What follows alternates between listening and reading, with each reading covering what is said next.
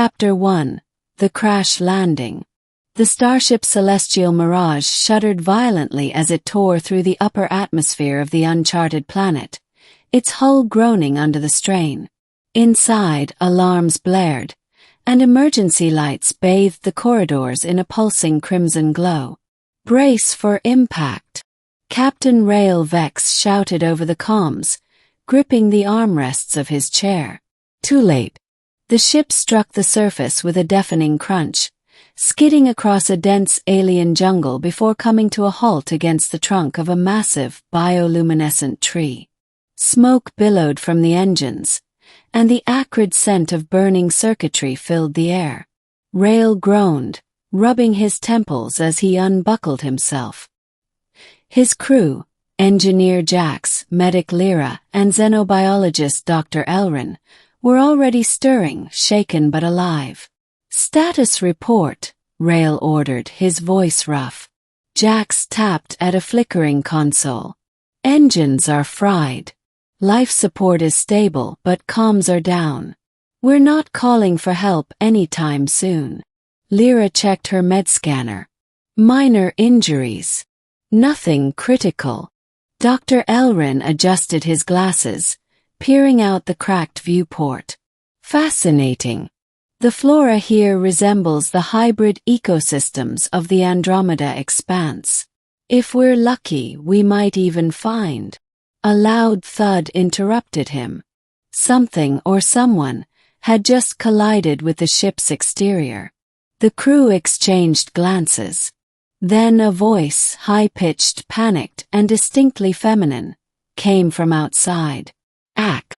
Stupid door. Stupid tail." Rail frowned.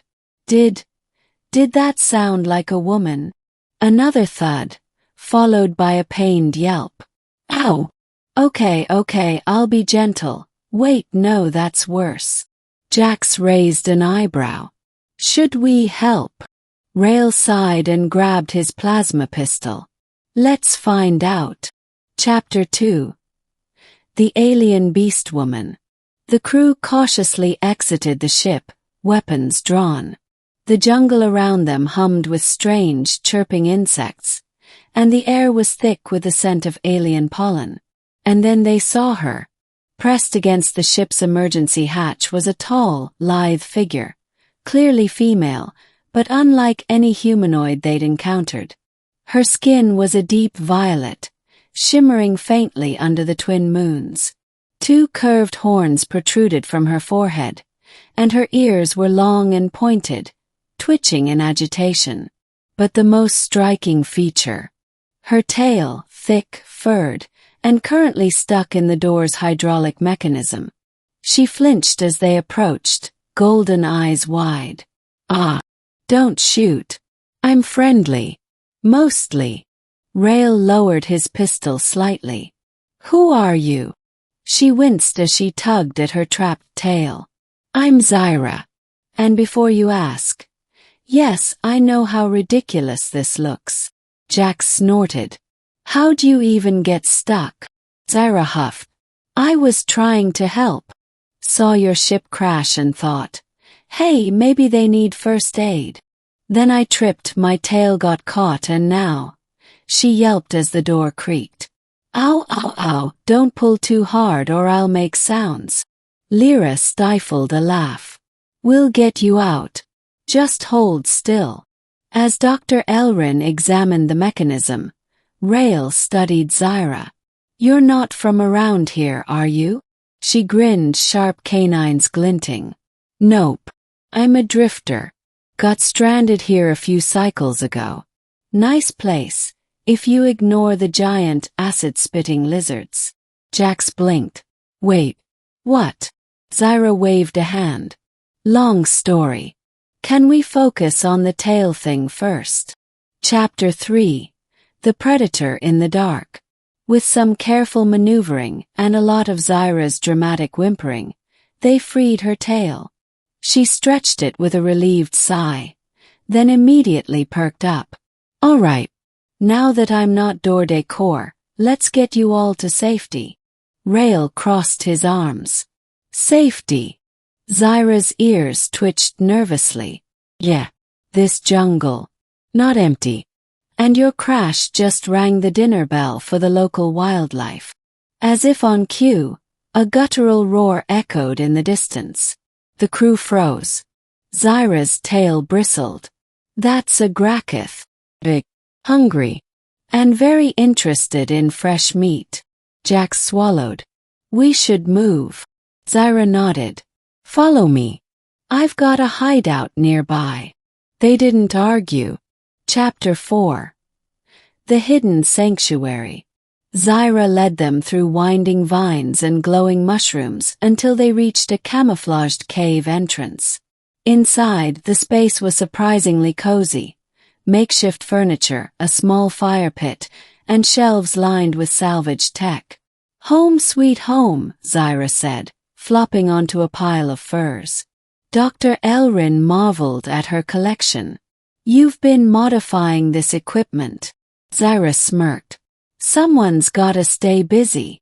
Rail sat across from her. You said you were stranded. What happened? Her playful demeanor faltered. My ship got shot down by pirates. I was the only one who made it out.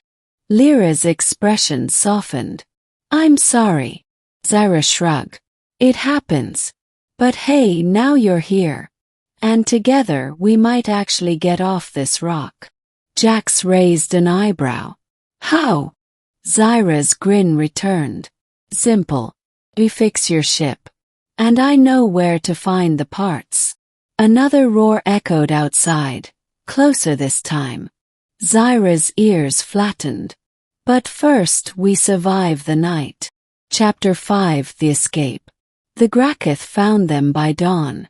A monstrous six-legged predator with armored plating and dripping fangs. It tore through the cave's barricade like paper. Run! Zyra shoved them toward a hidden tunnel. They sprinted through the jungle, the beast hot on their heels. Zyra leaped over roots, her tail lashing for balance. Almost there. There where? Rail shouted. Zyra didn't answer, just skidded to a halt at the edge of a cliff.